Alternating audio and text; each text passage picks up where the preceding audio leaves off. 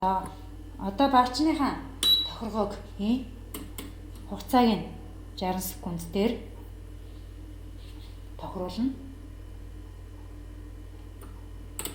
Хүчлийг 800 вольт дээр тохируулна.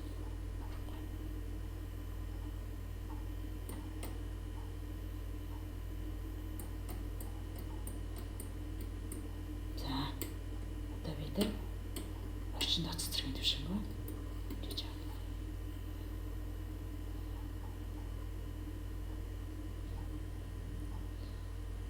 За секундын хугацаа нэм бахад хэмжлэг нэмэрхүү байна. Энэ маань өөрөө 60 секунд хэмжээд өөр автоматар зогсно.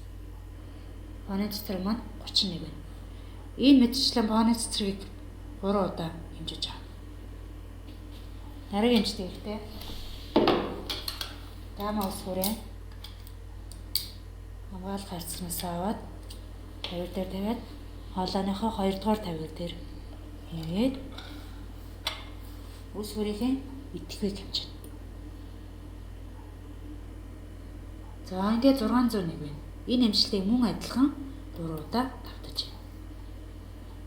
Одоо бид нар хар дугуулгын материалыг сонгож авсан байна.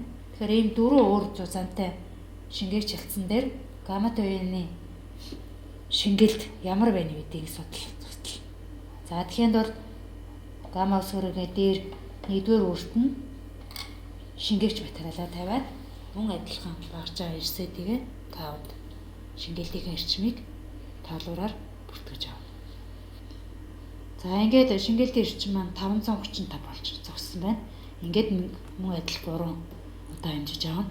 Гэх мэтчлэн дараагийн ялцуудыг 1-р үрт нь сольж хийж тус бүр дээр 3 удаа хэмжилтийг хэмжиж авна.